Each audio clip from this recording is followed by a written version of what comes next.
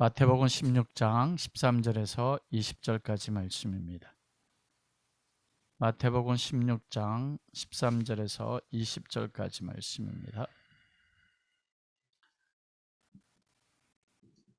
함께 봉독하도록 하겠습니다.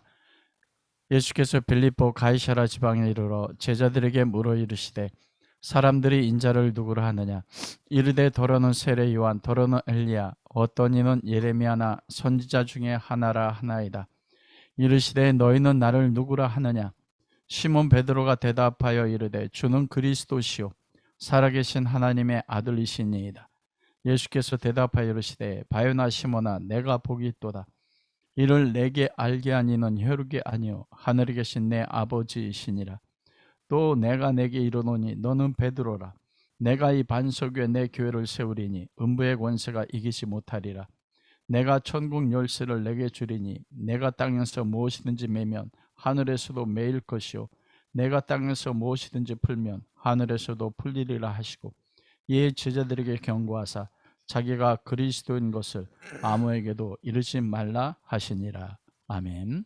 오늘은 사도신경 강의 세 번째 강해로 너희는 나를 누구라 하느냐, 다른 소제목으로 예수는 그리스도라는 말씀을 가지고 함께 은혜를 나누도록 하겠습니다.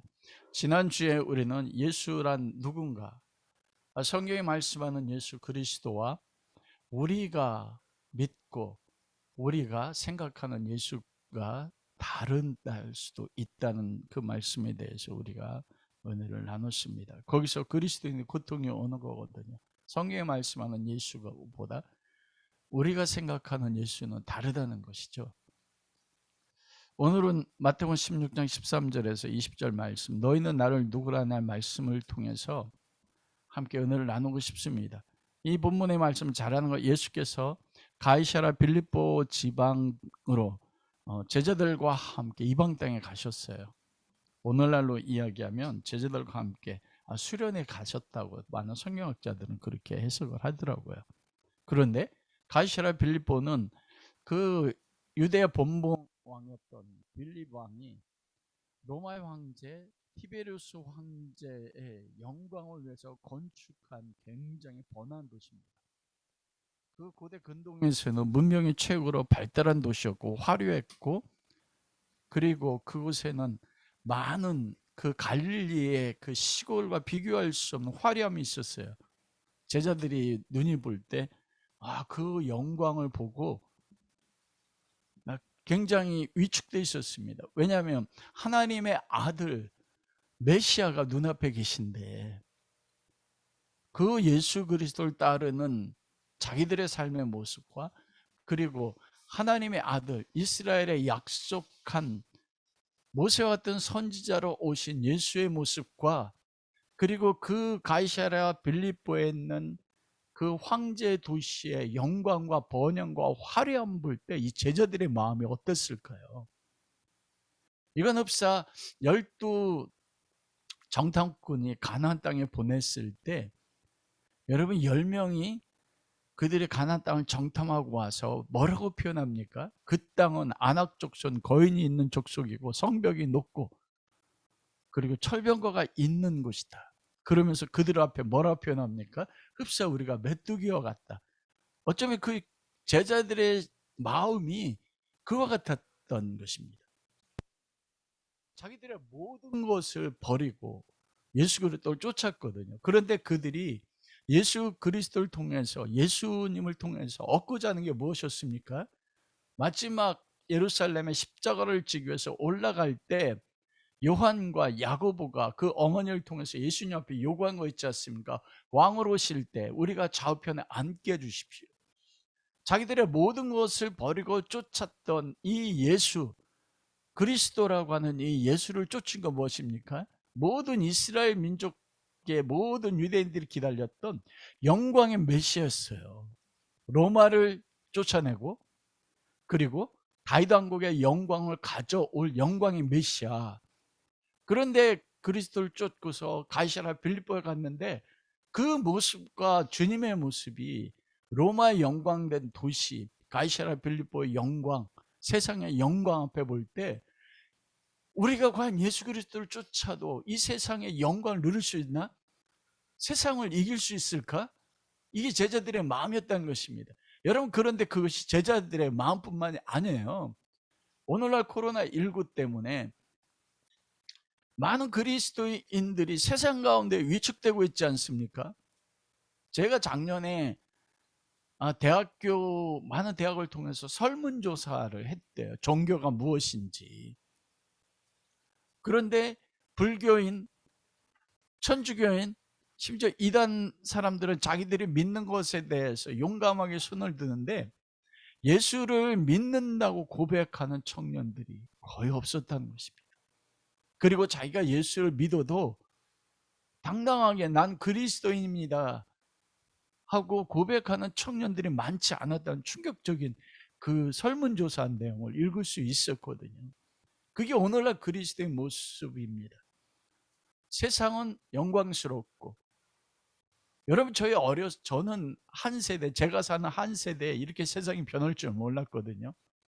제가 사는 한 세대에 교회가 80년대, 90년대, 80년대는 제가 20살이었어요.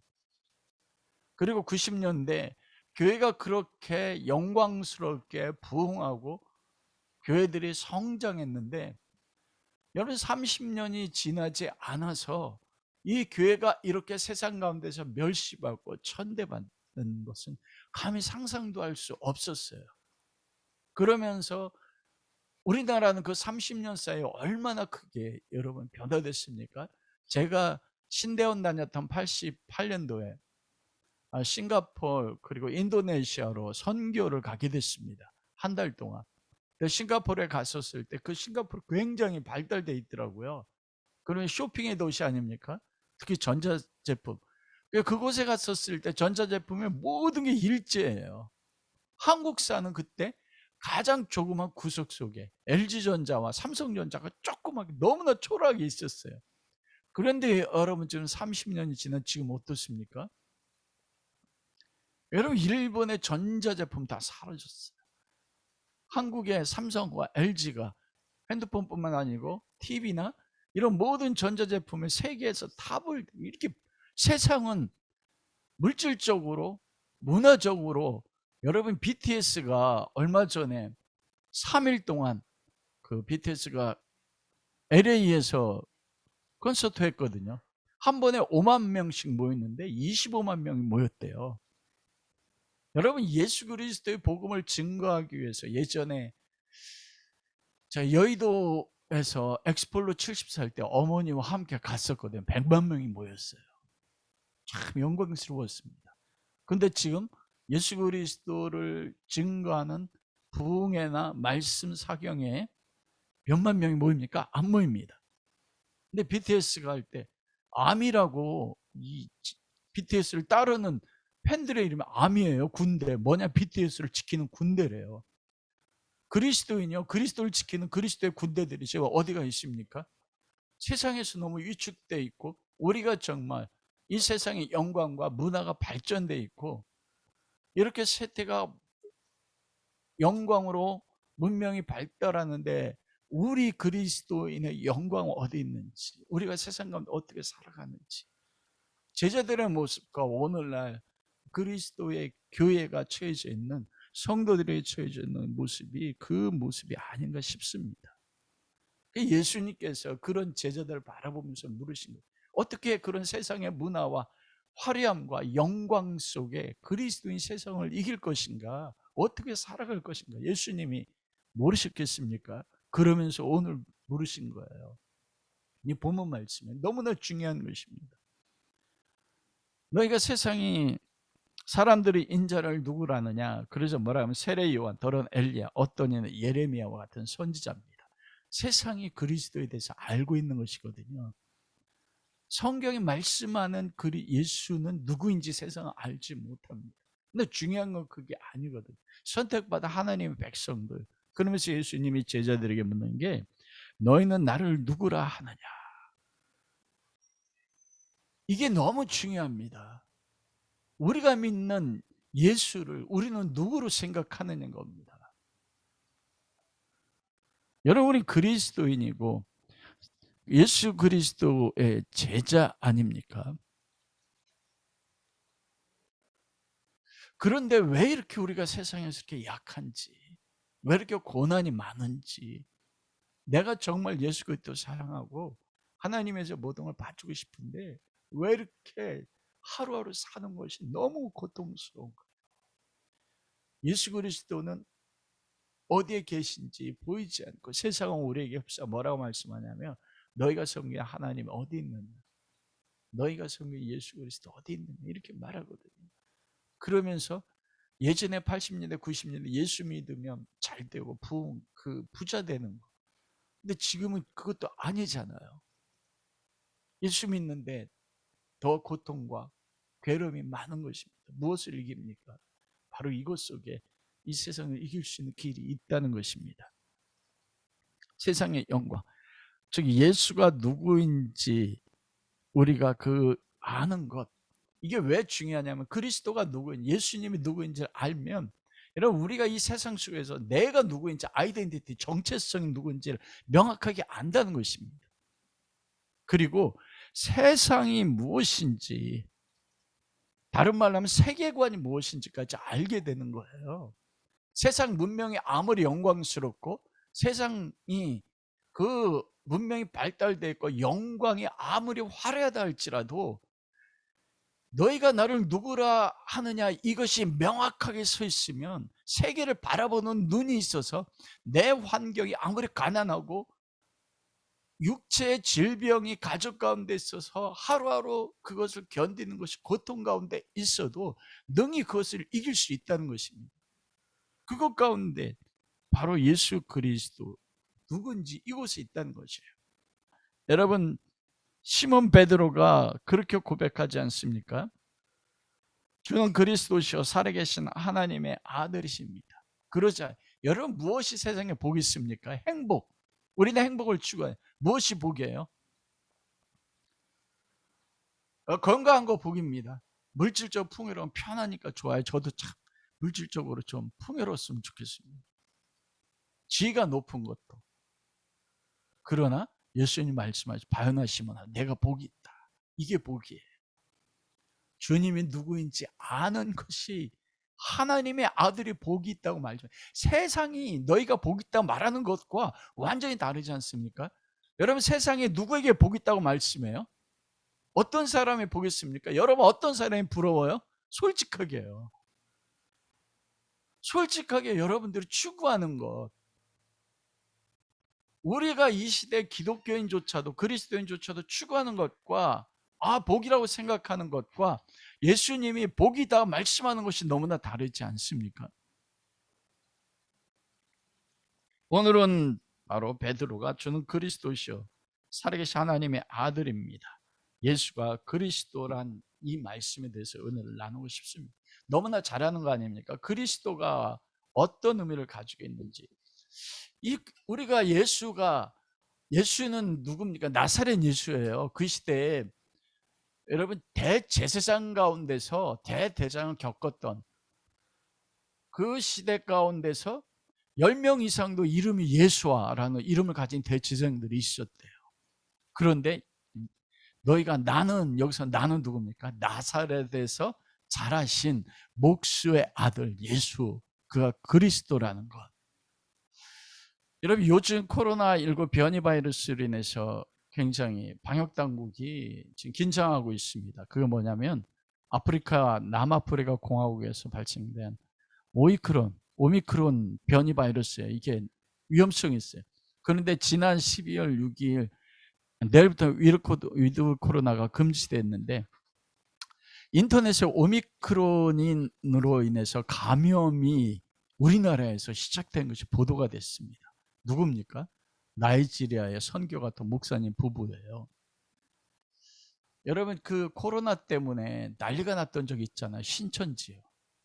그리고 온 세상에 비난이 다 신천지로 갔거든요. 근데 오미크론이 변이 바이러스가 우리나라에 들어왔는데 그분이 목사님 부부입니다. 근데 문제된 거 그것이 확진됐어요. 문제된 거 그게 아닙니다. 인천의 대형교회 목사님이세요. 외국인들이, 외국 신도들이 많아요. 인천에. 제가 그 교회가 어떤 교회인지 아는데 외국 사람들 위주로 400명 이상 예배드렸고, 그리고 800명 이상 함께 예배에 참여해서 지금 1000명 이상이 지금 접근자로 지금 격리되어 있고 지금 검사를 받고 있습니다. 그리고 이미 확진자가 8명이 났어요. 왜 비난받냐면 마음이 아픈 건 목사님 부부가 거짓말한 겁니다. 공항에서 입국을 하고 검사를 받고 인천으로 돌아오는데 거짓말했어요. 방역 택시를 탔다고 그 조사를 할 때 양성으로 나타나서 방역 택시를 타고 왔다는 것입니다. 근데 실제는 방역 택시 타고 오지 않으셨어요. 가장 가까운 그 지인이 차를 가지고 목사님 부부를 인천으로 모셔왔었거든요. 그래서 그 지인이 그때 오미크론 바이러스에 전염이 됐는데 3일 동안 4일 동안 이스라엘 방역 당국에 그 감시 그 치료를 받지 못하고 격리되지 못하고 많은 사람들을 만난 거예요. 자기 외국인들도 만나고 교인들도 만나고. 그래서 이 접촉을 빨리 끊어야 되는데 그걸 끊지를 못한 것입니다. 그러자 그 SNS 보니까 말로 표현할 수 없는 비난과 조롱이, 제가 정말 그걸 읽는데 너무 마음 아픈 거예요. 여러분, 선교 가는 거는 세상은 반대합니다. 대부분 사람은 이 시국이 어떤데 선교 가냐고. 이 시국이 어떻거든요. 선교 가는 사람보다 100배 이상이 다 외국으로 여행 갔습니다. 문제는 그게 아니에요. 당연히 세상이 아무리 우리를 핍박하고 반대해도 그리스도의 복음을 증거하는 일은 우리가 목숨을 바치는 한이 있어도 그것은 우리가 중단할 수가 없습니다. 그런데 왜 거짓말 하셨을까요? 선교 가는 거는 비난해도 우리는 당연히 그것은 영광으로 알고 그 비난과 박해를 받는 것입니다. 그런데 선교하다가 귀국하는데 왜 방역당국 질문에 거짓말해서 그것으로 인해서 이 오미크론 변이 바이러스 또 확장되게 됐어요. 그 이유가 무엇일까? 당사자이기 때문에 전 모릅니다. 근데 목사님이세요.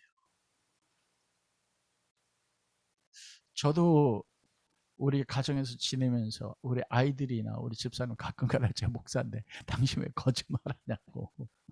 그 거짓말 중에서 하얀 거짓말 있지 않습니까? 제 딸이 제가 그 말하니까 앞에서 아니다 이러는데, 목회자거든요. 하나님의 사람입니다. 근데 왜 방역당국이 그 질문에 따라서 성도가 데리러 왔는데 방역택시를 타고 왔다고 할까요? 나중에는 사모님이 그렇게 변명하더라고요. 방역택시가 있는 줄 몰랐대요. 차라리 변명하지 마시지. 그러면서 사과를 했습니다.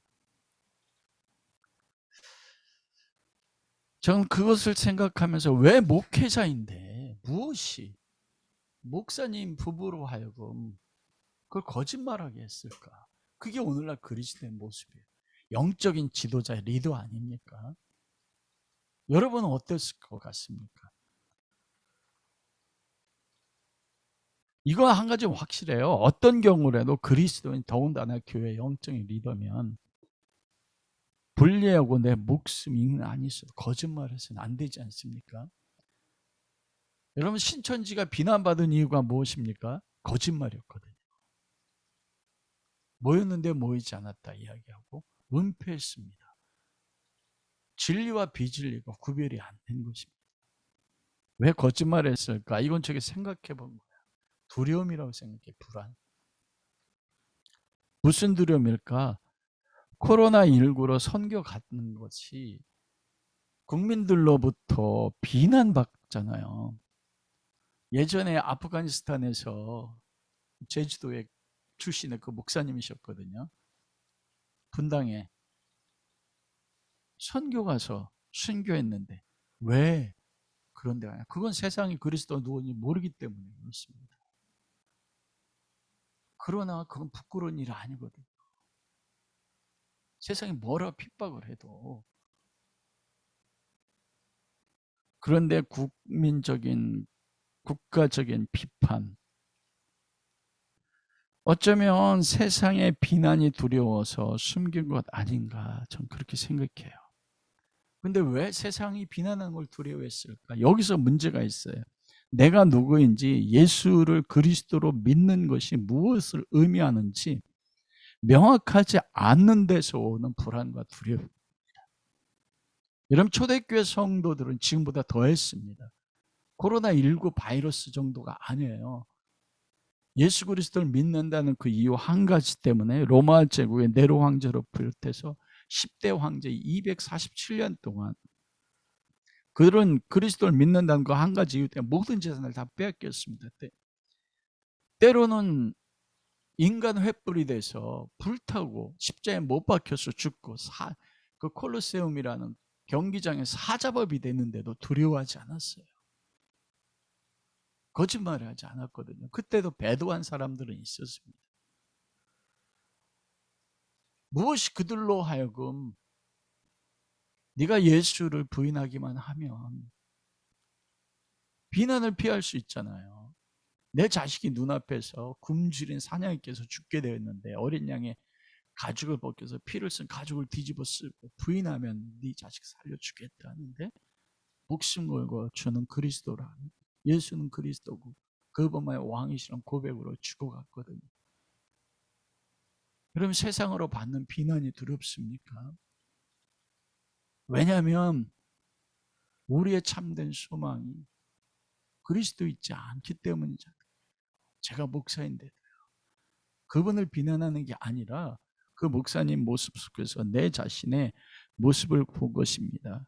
우리가 믿는 하나님이 누구신지, 예수 그리스도가 누군지, 예수 그리스도를 믿음으로써 나는 어떤 존재고, 나는 세상이 영광이고 세상이 나를 대적해 일어날 때 나는 세상을 바라보는 세계관이 무엇인지가 명확하다면 내가 죽는 한이 있어도 거짓말 안 할 거거든요.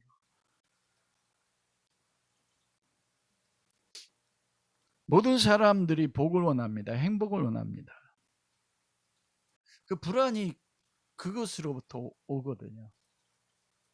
우리가 추구하는 행복, 그것이 잃어버릴 것에 대한 것이요. 내가 추구하는 것들이, 여러분, 하나님이 인간을 창조했을 에덴 동산에는 아무런 부족함이 없었습니다.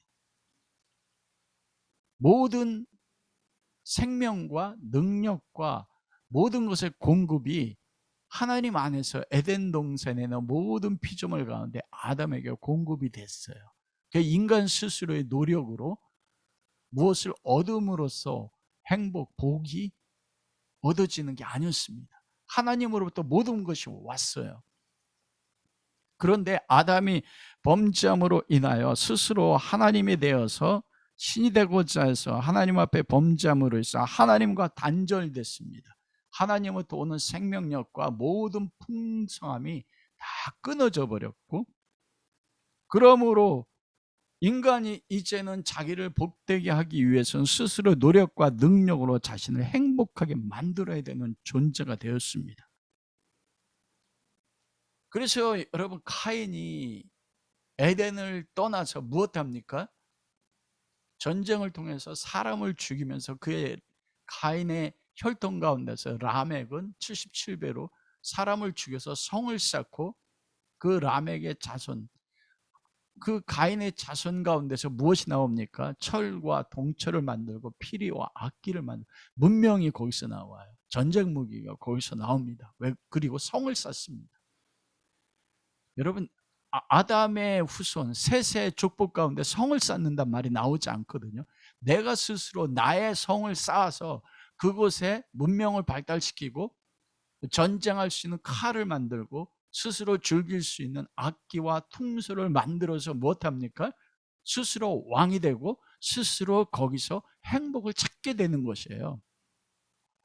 사람의 행복이 어디로부터 시작되느냐? 사회적 지위를 얻고 사람들에게 인정받고 풍요로운 삶을 추구하고 싶어서 그 인생에 올인함으로써 그것으로부터 얻어지는 것, 나의 지위로부터 오는 안정감, 그리고 무엇입니까? 사람들로부터 인정받는 인기.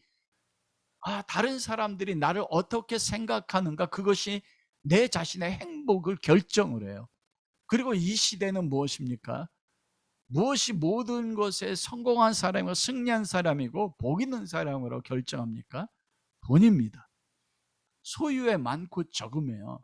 여러분, 중세시대 때까지 부자와 가난한 자의 갈등이 지금 좀 심하지 않았습니다. 자본주의가 들어오고 나서부터였거든요. 부자와 가난한 자는 하나님이 주는 거라고 중세시대 때까지 믿었어요. 그래서 가난한 농부들이, 여러분, 가난해서 비록 불편하고 힘들고 때로는 굶주렸지만 그것이 그들의 삶의 허탈감이나 존재의 가치의 무너짐을 가져다 오지 않았습니다. 부자들은, 귀족들은 풍요로운 삶을 살았지만 그 부자와 가난한 것들이, 가난한 것이 실패고 가난한 것이 인간의 존엄성이나 인간의 가치 자체를 파괴시키지 않았거든요. 여러분, 얼마 전에 제가 한 일주일 전에 세계 어떤 기관에서 전 세계 여러 나라, 특별히 OECD 국가들을 통해서 설문조사한 게 있더라고요. 인간 삶의 행복이 어디서 옵니까? 무엇이 사람을 가치 있게 합니까? 그걸 조사했어요. 많은 사람들이 가족이라고 이야기하고, 그리고 건강이라고 이야기하고, 내가 나의 삶을 목적을 이룰 수 있는 나의 직업, 그리고 여행, 여러 가지 이유를 댔어요. 근데 여러분, 그 수많은 국가 가운데 딱 한 개의 나라가 내 삶의 최고의 가치, 나를 행복하게 하는 게 돈입니다 한 나라가 있었어요. 전 그때 충격받았어요. 그 나라가 대한민국이었습니다. 돈이 그 사람의 가진 소유가 행복과 세상에 강한 것과 약한 걸 결정하는 것입니다. 이 돈의 많고 적음이 귀족과 이 시대의 새로운 천민, 이걸 결정하는 것입니다. 그래서 지위나 다른 사람 앞에 인정받는 것, 소유의 많고 적음이 그 사람이 세상에서 승리한 사람이고, 그 사람이 세상에서 행복한 사람이고, 그 사람이 세상을 이긴 사람이고, 돈이 없고 가난하고 지위가 없는 사람은 패배자라는 의식이에요. 사회가 그걸 결정을 한 거예요.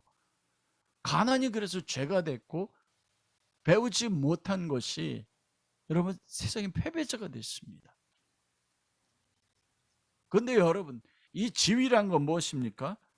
사회로부터 인정받는 것인데 한 집단 내에서 가지는 법적이나 직업적인 신분이에요. 더 광의적으로 하면 세상의 눈으로 보는 그 사람의 가치나 중요성을 의미해요. 지위가.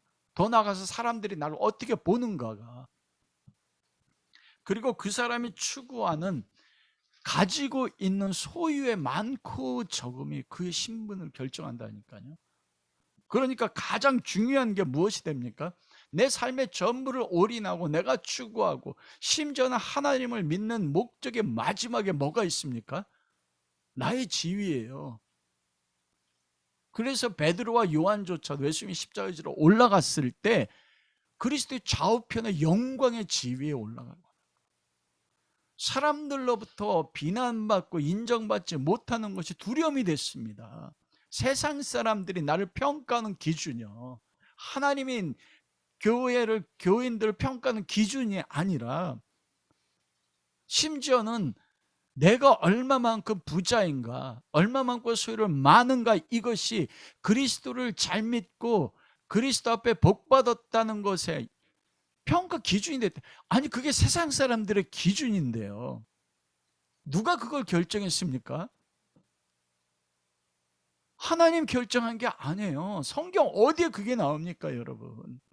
예수님께 복 있다고 하신 것은 바요나 시모나 복 있다고 했거든요. 돈 있는 사람이 복 있다고 했습니까? 왕이 복이 있다고 했습니까? 사람들 앞에 인정받는 복. 예수님이 3번의 마귀의 40일 동안 금식하면서 시험받은 게 그게 아닙니까? 사람이 떡으로요, 먹는 거요, 소유요, 육체적인 욕망이요, 육신의 정욕이요. 성전 꼭대기 뛰어내리라. 그러면 천사가 널 살리니까 수많은 사람들이 널 인정할 거야. 사람들로부터 인정함 받는 것이요. 이생의 자랑 아닙니까? 세상의 모든 영광을 보여주고 그것의 부귀와 권세 보여주고 나에게 절하면 모든 걸 주겠다. 근데 예수님, 하나님 시험하지 말라. 여러분, 그걸 거꾸로 이야기해 보세요. 세상 사람들에게 부귀와 영광과 모든 것을 줄 수 있는 존재가 누구란 것입니까? 분명히 하나님이 모든 것의 소유자세요, 통치자세요. 그런데 누구도 줄 수 있어요? 마귀도 줄 수 있어요. 예수님 앞에 시험할 때요. 네가 나에게 절하면 보이는 세상의 모든 영광과 부귀, 이 모든 걸 내가 너에게 준다고 분명히 마귀가 예수님 시험하지 않았습니까? 여러분, 그래, 이게 세상 사람들은 사회적 지위 얻기 위해서 사람들의 인정받기, 많은 걸 소유하게 목숨을 걸고 추구하는 것, 이게 세상이 정한 것이야. 하나님이 정한 게 아니거든. 그것이 오래, 그것에서 오는 불안과 두려움입니다. 그게 모든 인간들이 가지고 있는 최고의 두려움의 근원이에요. 왜냐하면 그게 복이라고 그냥, 하나님을 떠난 인간이 이제는 자기 스스로 성을 쌓아서 자기 스스로 행복을 추구해야 되는데 지위를 잃어버리고 사람들로부터 인정받는 게 잃어버리면 이 모든 걸 다 잃어버리는 거예요. 그 올인하고 그걸 잃어버릴까 봐 그걸 추구하기 위해서 끊임없이 불안 가운데 싸워 나가는 게 오늘날의 인간이라는 것입니다. 그런데 여러분, 그것이 세상 사람들만이 아니라 그리스도인들도 동일하다는 것이죠. 여러분, 높은 지위를 차지한 사람의 돈과 명성, 타인에게 인정받고 존경받으면, 다른 사람들의 관심받으면 그것이 세상에서 나는 중요한 사람이라고 여긴다니까요. 그에 반해 낮은 지위에 있는 사람은 가난, 사람들을 인정받지 못하고 사회로부터 소외되고 심지어 사람의 존엄성과 가치까지 위협받게 돼요. 나는 모든 걸 다 잃어버렸다. 그게 여러분 세상에 하나님을 떠난 인간의 모습인데 오늘날 그리스도인의 모습인 것입니다. 제가, 이건 제 추측이에요. 왜 목사님 부부가 그 방역 당국에게 거짓말을 했을까? 저는 이게 없었다고 생각해요. 목사님이신데도. 중요한 것은 세상에 나를 바라보는 관점이 아니라 이건 제가 생각하는 것입니다. 왜냐하면 제 모습 속에 그런 모습을 제가 그분들 보면서 말씀을 묵상하면서 제가 제 모습을 발견했기 때문입니다. 여러분, 누가 세상의 승리자고 누가 세상을 행복한 사람이라고 생각합니까? 여러분들은요? 여러분, 솔직하게 저에게 대답 안 해도 돼요.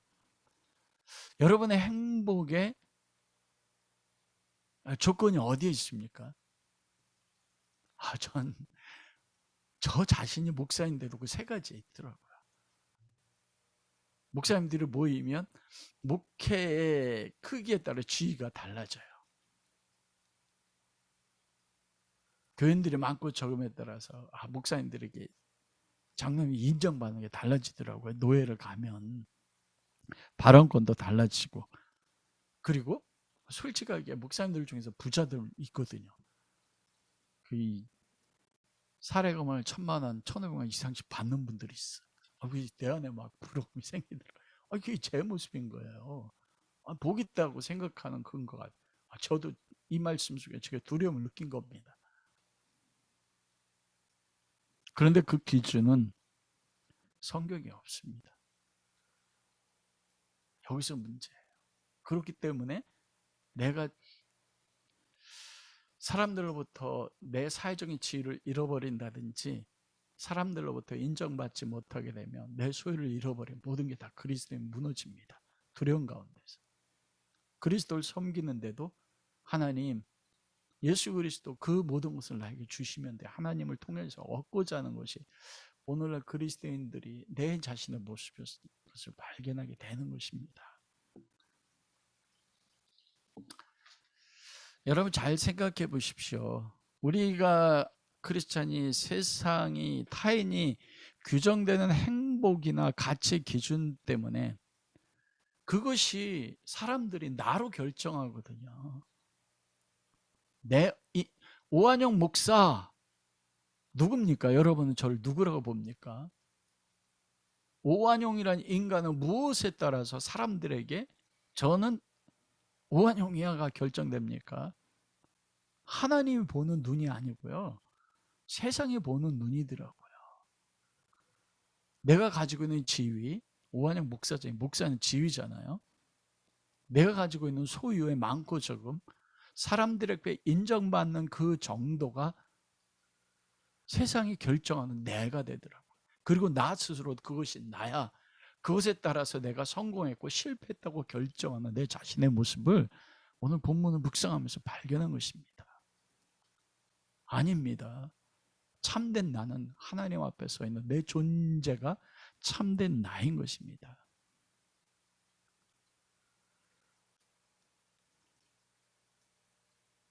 그 예수가 그리스도라는 거 아는 것, 거기서 나의 정체성이 시작이 돼요.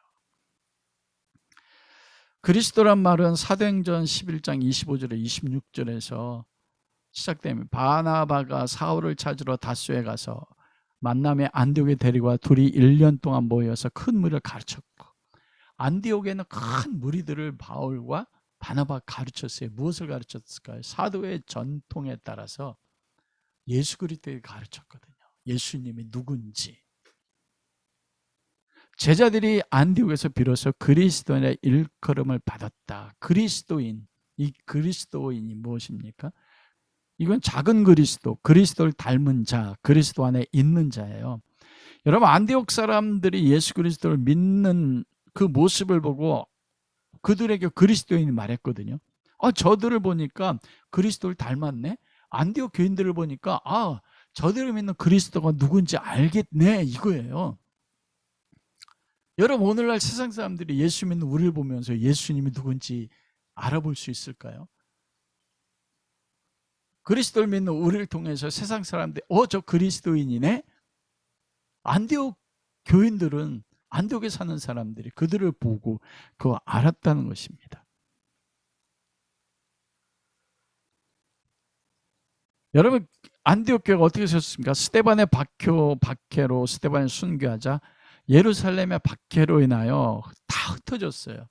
구레네 몇 사람이 안디옥에 이르러서 다른 사람들은 유대인에게만 복음을 전했는데 구레네인 몇 사람, 흑인이잖아요. 그들이 안디옥에 있는 이방인 헬라인에게도 복음을 전해 하나님의 손이 함께하며 안디옥 교회가 세워졌어요. 여러분, 박해받고 흩어졌습니다. 도망갔어요. 그들의 소유가 있었습니까? 집도 뺏기고 가구도 놓고 토지도 놓고 직업의 모든 것을 버리고 여러분, 예루살렘에서 다 도망갈 수밖에 없었어요. 그들이 소유한 세상의 지위나 인정이나 물질의 많고 적음의 소유, 이 모든 것, 세상이 인정하는 가치요, 그 모든 것을 다 빼앗겼습니다. 그런데 그들이 안디옥에서 두 사도의 말씀의 가르치심을 받고서 그리스도 인정받은 게 무엇일까요? 모든 거 다 빼앗겨서 재산도 없어요. 지위도 없어요. 직업도 없습니다. 이제 그 중에서 안디옥에서 새로운 직업을 가질 수는 있죠. 소유도 다 빼앗겼습니다. 그리스도인이란 건 뭐냐면 그들이 바로 믿는 예수 그리스도로 기뻐하고 그리스도로 행복하고 그리스도 안에 서로 사랑하고 그리스도만으로 사는 것을 안디옥의 사람들이, 안디옥 교인들 보고 알았다는 겁니다. 저들의 삶의 전부는 그리스도네, 자기들이 증거한 그리스도네, 아무것도 없는데, 그런데 그리스도 때문에 기뻐하고 그리스도 때문에 행복해하네. 자기들 전한 그리스도, 그것 때문에 서로 사랑하고 핍박을 받아도 오히려 기뻐하네. 그래서 그리스도인이다 인정받은 것이에요. 저들은 그리스도가 최고의 가치로 생각했어요. 그리스도가 인생의 최고의 삶의 목적이었고 그리스도가 인생의 최고의 행복이었어요. 그게 그리스도인이라는 것입니다. 여러분, 그들이 모든 걸 다 뺏겼잖아요. 지위도 잃어버렸고 사람들이 인정받는 것도요. 살던 고향에서도, 살던 예루살렘에도 쫓겨났어요.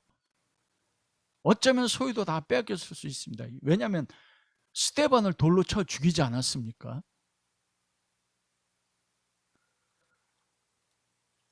그런데 그리스도가 무슨 의미이길래 그들이 그리스도로 인해서 기뻐하고 그리스도로 그 자체로 인해서 행복했을까요? 여러분, 한번 제가 여러분, 그리스도, 예수가 그리스도란 것 때문에 지금 행복하십니까?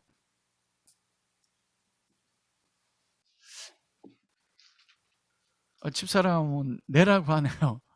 가정 안에 많은 분란이 있고 때로는 물질이 너무나 가난한데, 때로는 내가 사랑하는 사람이 병들어 있는데 예수님이 나의 그리스도라, 그것 때문에 행복하십니까?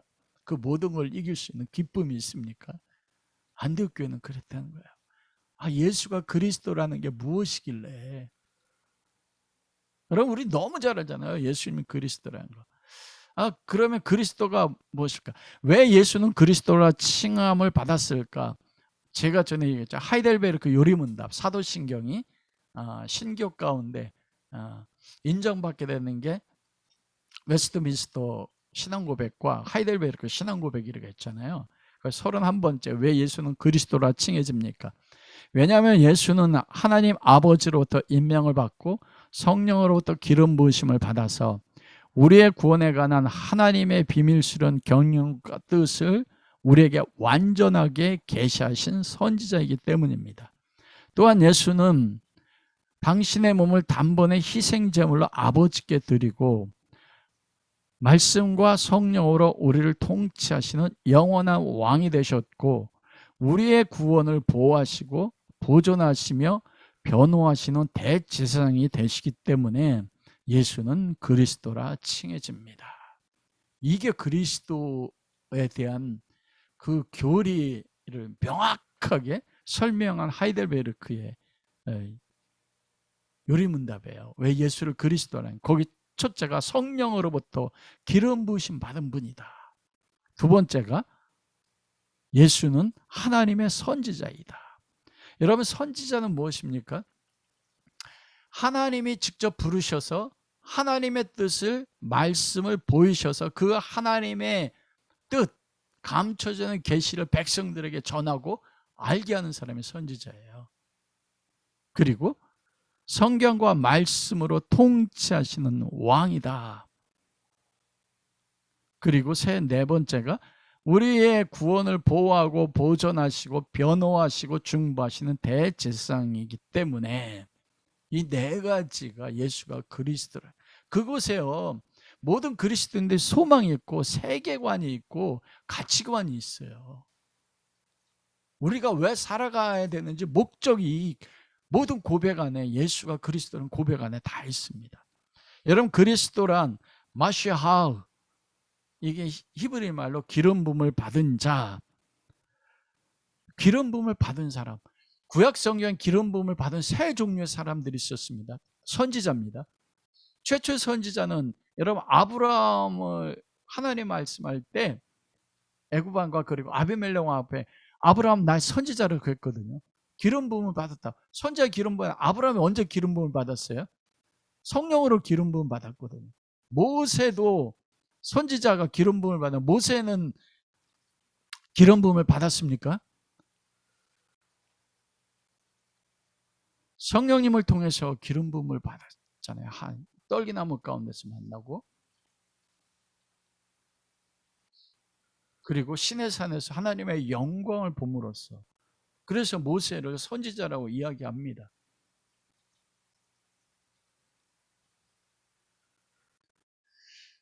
기름 부음을 받았다. 그런데 모세를 메시아라고는 하지 않아요. 기름 부음 받은 선지자인데 메시아라고는 이야기하지 않습니다. 그리고 여러분, 제사장으로 아론이 기름 부음을 받았잖아요. 모세를 통해서. 기름 부음 받은 대제사장, 그런데 아론을 메시아라고 하지 않아요. 단독으로 쓰지 않습니다. 왕이 기름 부음 받잖아요. 사울 왕이 기름 부음 받아, 다윗이 왕으로 기름 부음 받아, 기름 부음 왕 다윗. 그러나 다윗이 메시아는 아니에요. 다윗의 자손에서 메시아가 난다 성경이 약속합니다. 아브라함의 자손에서 내 씨가 씨로 말미암아 천하 만국이 보는 내 씨, 그 씨가 메시아라. 그리고 모세가 그랬잖아요. 나와 같은 선지자를 세울 것이다. 여러분, 기름 부음을 받았지만 모세가 선지자로 기름 부었지만 메시아 아니에요. 엘리야도 선지자로 엘리사 기름 부었잖아요. 그런데 엘리사가 메시아라고 하지 않습니다. 여기에 메시아 그리스도라는 독특성이 있습니다. 예수님의 그리스도라. 이 세 가지의 직분의 모든 것이 그리스도 안에 완성되시는 분. 그래서 예수님이 메시아예요. 첫 번째로는 사도행전 10장 30번에 하나님이 나사렛 예수께 성령과 능력을 기름 붓듯 하셨음에 두루다니며 착한 일을 하시고 모든 자를 고치셨으니 이는 하나님이 함께 하셨습니다. 인간 중에서 성령으로 기름 부음 받은 가장 완전하게 기름 부음 받은 성령과 온전하게 하나 되신 분이 바로 예수 그리스도십니다. 그리고 우리가 가장 잘 아는 선지자. 선지자 무엇입니까? 하나님의 뜻을 올바로 분별하고 이해해서 하나님을 이 땅에 계시하는 사람이에요. 히브리서 1장 1절에 2절은 옛적의 선지자들로 말씀하신 하나님이 선지자들로 하나님의 뜻이 무엇인지 말씀하셨거든요. 그런데 하나님을 계시했어요. 하나님이 누군지, 하나님은 어떤 일을 하는지. 근데 이 모든 날 마지막에 아들로 우리에게 말씀하셨다. 하나님에 대한 완전한, 여러분 선지자들마다 하나님에 대해 계시하는 영역이 다릅니다. 어떤 선지자는 메시아가 초림할 것만 계시하고, 어떤 선지자 그 시대에 이스라엘 백성이 범죄한 것에 대해서 하나님이 돌아오라고 그 시대를 향해서 하나님의 뜻만을 계시한 선지자가 있고, 어떤 선지자는 그리스도의 초림과 재림과 장차 이루어질 모든 나라에 대해서 하나님에 대한 계시를 말씀한 선지자가 있어요. 대표적인 이사야 선지자. 그런데 여러분, 모든 날에는 마지막에 아들로 우리에게 말씀하셨다. 마지막이라는 것은 뭐냐면 아들 예수 그리스도 안에서 하나님에 대한 모든 것, 하나님이 계시하고자 정했던 모든 것이 선지자된 그리스도를 통해서 인간 가운데, 세상 가운데 완전하게 전체적으로 계시됐다는 뜻이에요. 우리가 지난주에 요한복음 1장 14절에 그랬지 않습니까? 우리 말씀이 육신이 되어 우리 가운데 거하시면 그의 영광을 보니 아버지의 독생자의 영광이요 그리스도의 영광을 봤더니 그곳에 은혜와 진리가 충만했대요. 은혜는 기쁨이라고 했어요. 진리는 뭐라고 했어요? 알레테이아, 부분적이지 않은 참의 반대가 되는 진리, 참과 거짓의 반대가 되는 진리가 아니고 그리스도 안에 진리가 충만하다는 무엇입니까? 부분적이지 않고 완전하다는 겁니다. 지금까지 수많은 선지자들은 하나님에 대해서, 그리스도에 대해서 부분적으로 계시하고 하나님을 나타냈는데, 이 예수라는 그리스도는 선지자로서 뭐예요? 하나님의 전체적인 구원을 이루고 하나님 나라를 이루는 데 필요한 하나님과 메시아에 대한 전체를 완전하게 계시한 분이 누굽니까? 예수라는 것이에요. 그래서 그분이 선지자로서 그리스도라는 것입니다. 그런데 그래서 여러분, 하나님에 대해서 완전하게 전체적으로 계시할 수 있는 누구예요? 하나님밖에 없어요. 그리고 예수님이 하나님이, 선지자면 하나님이잖아요. 요한복음 10장 30절 하나님과 나는 하나다. 빌립이 요한복음 14장에 우리에게 아버지를 보여주십시오. 그래 예수님 뭐라고 합니까? 나를 본 자는 아버지를 보았다. 예수님 그렇게 말했어요. 아버지가 나에게 말씀하고 아버지가 나를 보신 것만 나는 말하고 행했다. 내 스스로 말하고 하나, 이게 선지자예요. 예수님이 공관복음에서 3년 동안 말씀하시고 제자들을 뽑고 누구를 병자를 고치고 어느 지역에 간 모든 것, 이건 뭡니까? 하나님의 말씀하시고 하나님을 보이신 하나님의 뜻이에요. 그걸 예수님은 말씀을 통해서, 순종을 통해서 하나님을 전체적으로 인간의 구원에 필요한 하나님의 약속된 하나님의 모든 부분들이 그리스도 안에 밝히 보여진 거예요. 그래서 예수님을 보며 하나님을 보았다. 그래서 예수님이 선지자인 것입니다. 하나님을 완전하게 계시. 그렇다 하나님의 감춰져 있는 부분까지 계시한 게 아닙니다. 인간의 구원을 이루고 하나님 나라를 이루고 하나님의 목적을 이루는데 하나님이 계시하기로 결정한 전체를 다 계시했다. 그게 진리가 충만하다는 뜻인 것입니다. 그런데 예수 그리스도는 그 선지자로 십자가에 죽으시고 하나님 보좌 우편에 올라가셨는데 지금도 그 예수님은 선지자라는 거예요. 여러분, 우리의 소망이 어디 있습니까? 여러분이 하나님 앞에 한 가지 소망을 구한다면 무엇을 구하겠습니까? 저는 한 가지예요. 예수님 알고 싶고 하나님 알고 싶어요. 하나님의 영광을 보여줘요. 그걸 누가 합니까? 예수 그리스도만 하세요. 모세가 영광을 보여달라는 거죠. 하나님의 영광을 보여주세요. 영생이란 하나님 아버지와 그의 보내 예수 그리스도를 아는 것이거든요. 우리가 어떻게 하나님을 압니까? 어떻게 예수 그리스도 압니까? 놀라운 것은 예수가 그리스도라는 믿음의 고백이 있었을 때 그들이 그게 기뻤던 것은 지금도 하나님의 보좌 우편에 계신 그리스도가 성령 안에서 우리에게 선지자로 그리스도의 선지자로 오셔서 말씀을 통해서 기도를 통해 은혜 통로들을 통해서 우리에게 하나님을 계시하시고 하나님을 알게 하시고 예수님이 누군지 알게 한다는 거예요. 하나님 알면 그리스도 알면 거기서 못합니까? 그게 행복이에요. 그게 기쁨이라고요. 우리 아픔은 무엇입니까? 욥이 가장 고통스럽게 무엇입니까? 하나님 내 앞에 계시나 내가 볼 수 없고 만질 수 없고 하나님 우편에 말씀하시 내가 들을 수 없다는 것이요. 예수님이 그리스도랍니다 고백할 때 그분이 선지자로서 지금도 성령님 안에서 우리에게 그리스도를 자기가 누군지 하나님이 누군지 말씀을 가르친다는 그것에 우리한 기쁨이 있어요. 그것이 우리를 세상에 이기게 하는 것입니다. 나에게 돈이 없어도 내가 병들어도 사람들이 날 인정하지 않아도 하나님 날 인정하는 알거든요. 하나님 날 사랑하는 걸 알아요. 그분이 내 앞에 계신 걸 알아요. 그러니 내가 있는 곳이 천국입니다. 모든 거 다 잃어버려도 되는 거예요. 이게 예수가 그리스도라는 고백인 겁니다. 여러분, 그게 기쁘지 않습니까? 그게 소망이에요. 내 모습이 죄악 가운데 있어도 오늘 찬양하지 않습니까? 예수의 보혈이 날 정결케 하네. 거룩해 해서 친구가 되게 하실 정도로 우리를 하나님을 아는 곳, 아버지를 아는 곳, 예수를 아는 곳까지 우리를 어떻게 해요? 이끌어가는 분이 선지자로서의 예수님이란 말입니다. 그래서 그분이 소망이에요. 그래서 우리가 소망이 있어요. 내가 지금 무너져 내리는 것 같아도. 그래서 요한복음 14장 20절 성령이 오시면 나에 대한 모든 걸 알게 하고 내가 말한 모든 걸 깨닫게. 성령에서 베드로에게 그걸 깨닫게 하자. 베드로가 계집종 앞에 3번 부인했다. 3,000명 앞에서 목숨이 두렵지 않고 알잖아요.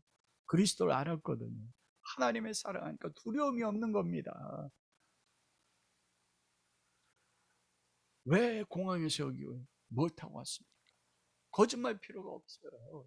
내가 선교 갔다 온 거야 비난받고 돌에 맞아 죽으면 죽는 겁니다. 내가 그리스도 아니까요. 하나님 나에 계시됐으니까요. 무엇이 두렵습니까? 잃어버리면 무엇이 두려워요? 그리스도가 누구인지 알았는데 내가 누구인지 알았는데. 둘째는 예수는 참 대제사장입니다. 제사장은 자기 백성의 죄를 제물을 가지고 대제사장은 양쪽 어깨에 12지파를 호박에 새기고 가슴에 12지파 보석의 이름을 새기고 그 백성의 죄를 가지고 1년에 한 번 지성소에 들어갑니다. 영혼을 가지고 들어가요. 그럼으로써 이스라엘 백성의 모든 죄를 담당하고 그 백성들의 죄를 대신해서 죽어서 속죄를 드림으로써 우리의 죄를 용서받게 하는 게 제사장입니다. 히브리서 9장 24절 26절에 예수 그리스도는 단번에 자신의 몸을 이 땅의 성소가 아닌 하늘의 성소에 드림으로써 단번에 모든 죄를 해결하셨다. 자기 몸을 드림으로 우리의 모든 죄를 없애셨어. 이게 대제사. 내가 지금 어제 죄를 지은 고통스럽거든요. 오늘 찬양하면서 예수의 보혈, 아들이 자기 몸을 보혈로 단번에 이 땅의 성소가 아니라 하늘의 성소에 들어가셨거든요. 그 피가 있기 때문에 나는 내 죄가 그 피로 제사함받아 나는 언제 어떤 가운데 있든지 하나님의 지성에 들어갈 수가 있어. 무엇으로 그걸 막을 수가 없습니다.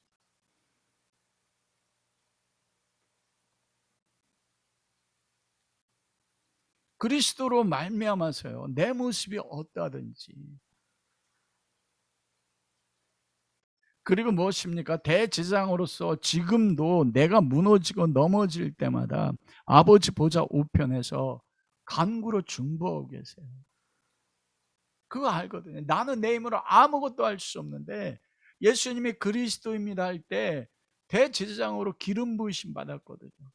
자기 피로 하나님 앞에 드려서 하나님 보좌 우편에 앉아서 오늘도 우리를 위해서 중보하고 계세요.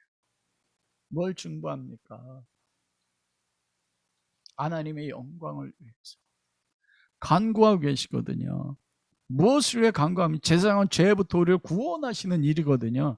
하나님 보좌 우편에서 우리를 죄에서 구원받고 벗어나고 우리를 하나님의 지성소 깊은 곳에서 하나님과 깊은 친밀감, 우리를 정결하게 위해서 친구 되게 한다고 우리가 찬양했지 않습니까? 보혈 세상의 모든 예수의 피밖에 없는 예수의 피로 그렇게 되기 위해서 예수님 오늘 중보한단 말이에요. 보좌 우편에서 우리의 피로를 채우기 위해서 중보하는 게 아니라니까요, 여러분.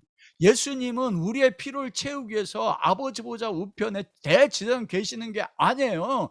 제사장은 백성의 죄를 가지고 들어가는 거지 백성의 풍요를 채우기 위해서 제사장으로 계시는 게 아니란 겁니다.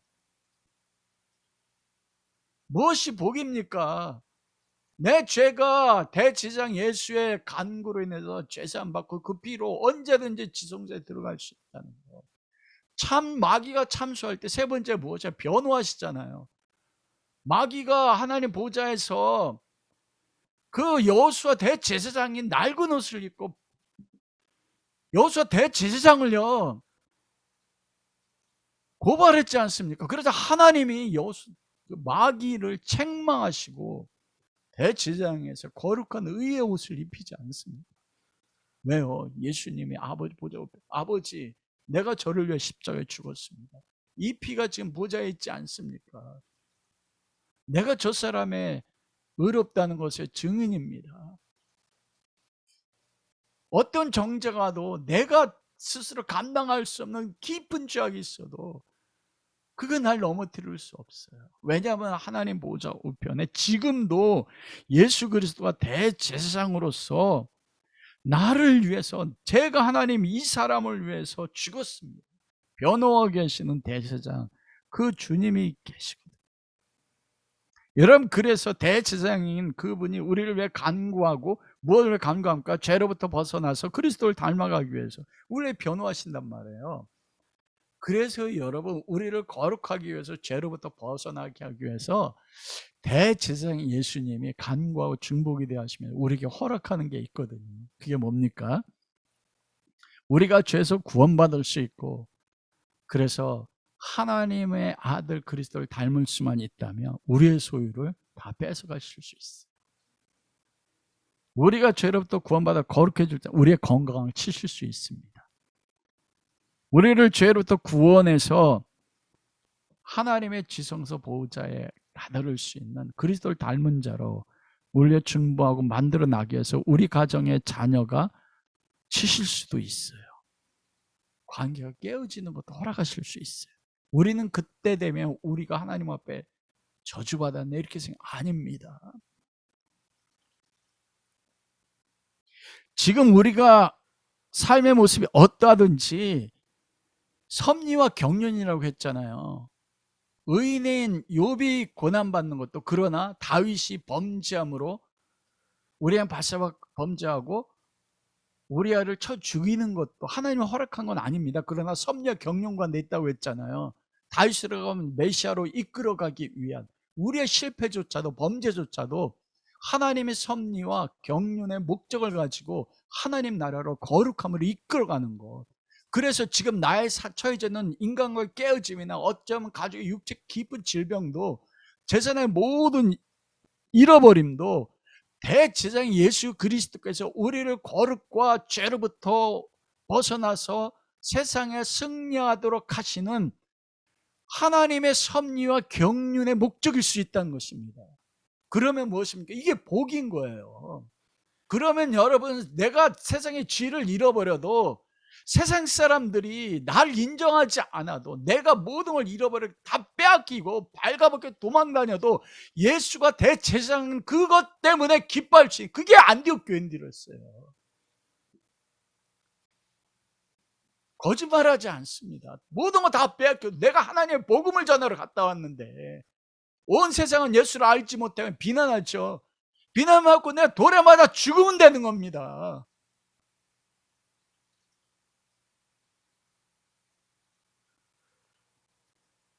그리스도의 직분이 세 번째 왕입니다. 왕하면 누가 생각해? 다윗 왕이지 않습니까? 사무엘하 7장 16절, 그가 성전을 지으려고 할 때 하나님이 너는 피를 흘렸으니 잊지 마라. 하나님 마음이 너무 마음에 합한 거예요. 그러면서 하나님이 다윗에게 내 집과 내 나라와 내 나라가 내 앞에서 영원히 보존되고 내 왕위가 영원히 경국해. 이게 누굽니까? 내 자손이거든요. 내 자손은 나의 아들이 되고, 단수예요. 가깝게는 솔로몬이지만 솔로몬은 범죄했지 않습니까? 다윗의 자손에서 태어날 예수, 그분이 왕이에요. 그래서 마태복음에 빌라도가 네가 유대인의 왕이냐, 네가 말한 것처럼 나는 왕이다. 그러나 그 왕은 나라의 주권자지 않습니까?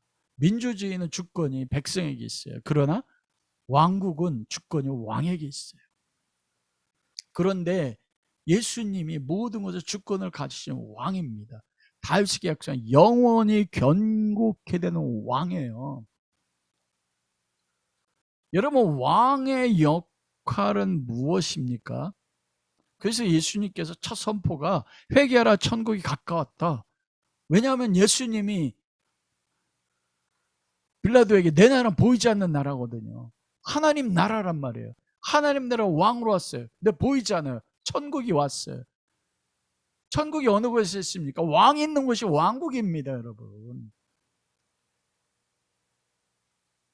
왕은 여러분, 나라가, 왕의 나라가 어떻게 임합니까? 왕이 통치하고 다스리는 곳이 나라입니다. 하나님의 나라, 예수 그리스도의 나라, 왕이신 그리스도가 통치하는 곳이 하나님 나라거든요. 예수 그리스도 계신 곳입니다. 그리고 왕은 또 무엇합니까? 주권을 가지고 백성을 지키고 전쟁에 능하셔서 승리하는 게 왕입니다. 내가 전쟁하는 게 아니거든요. 그래서 다윗이 전쟁할 때마다 승리해서 하나님이 정하신 그 가장 넓은 영토를 다스리는 왕이 됐거든요. 그래서 지금도 저 이스라엘 땅의 사람들이 예수, 2000년에 오신 나사렛 예수를 메시아로 인정하지 않고, 메시아가 올 것인데 그는 다윗의 나라를 회복하고 다윗의 나라를 통치하는 왕으로 올 거다, 이렇게 얘기해요.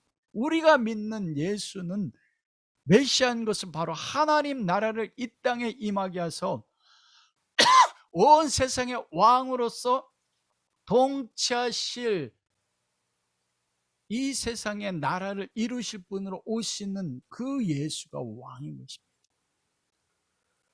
왕은 통치하고 다스리고 지킨다고 하잖아요.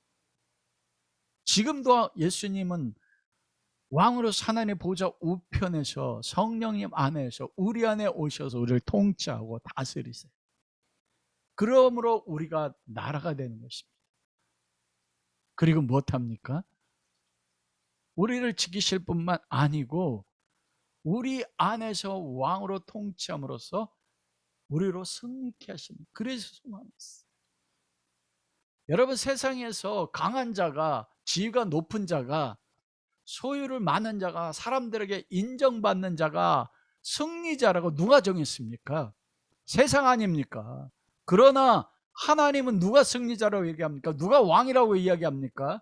십자가에 못 박혀 죽은 3일 만에 부활한 이 나사렛 예수가 왕이라는 거예요. 참된 왕은 권위가 있고 권능이 있지 않습니까? 무엇으로 이기셨습니까? 십자가로 이기셨어요. 십자가에 죽으시고 부활하심으로써 하나님 나라를 이 땅 가운데 임하게 하셨다니까요. 그 왕이신 예수 그리스도는 성령님 안에서 우리 가운데 우리를 통치하시고 다스리시고 우리를 십자가로서 세상을 이기게 하시는 그분이 지금도 왕이기 때문에 세상이 두렵지 않은 것입니다. 내 소유가 없어도 두렵지 않은 거예요. 왜요? 그리스도가 내 안에 있으므로 내가 예수 그리스도 왕 중에 왕이요, 너희는 뭡니까? 우리가 왕 같은 세상, 우리가 왕인 것이에요. 왕이 어떻게 세상 앞에서 거짓말합니까? 차라리 죽지. 근데 그걸 못하는 게 내 모습이더라. 그게 오늘날 그리스도인들의 아픔이에요. 모든 행복이, 복이 이 세상의 사람들이 세상이 정하는 행복의 조건에 모든 걸 빼앗겨. 여러분, 그리스도인이라는 게 무엇입니까? 그리스도 안에 있는 자, 그리스도를 닮은 자. 말씀을 마치도록 하겠습니다.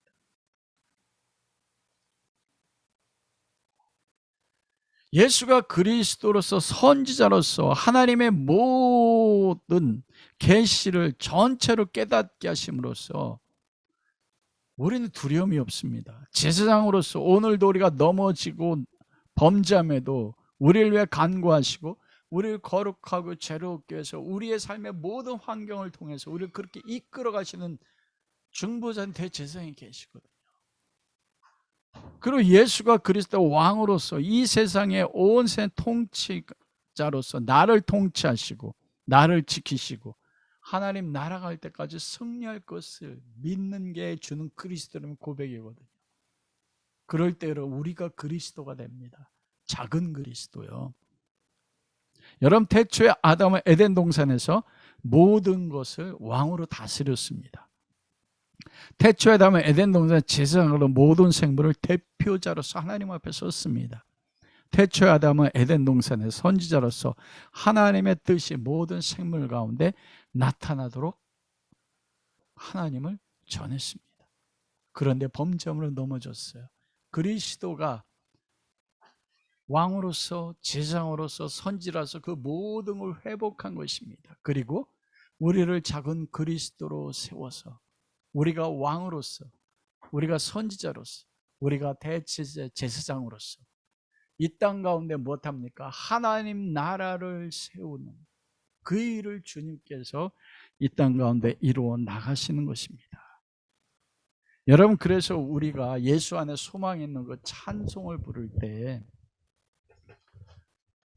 죽임당한 세상의 빛 어둠 속에 누이셨네, 영광스러운 그의 나라 무덤에서 부활했네, 승리하신 우리 주님 원수들을 물리쳤네, 나야 주의 것 주 나의 것 주 보혈 안에 사네, 모든 순간 주께 다스리시네, 주 예수의 능력으로 내 속에 두려움이 없네. 여러분, 그리스도 예수가 그리스도 되심으로 그리스도 안에서 우리를 작은 그리스도 삼음으로써 주 예수의 능력으로 그리스도 안에 있음으로써 내 속에 두려움이 없어요.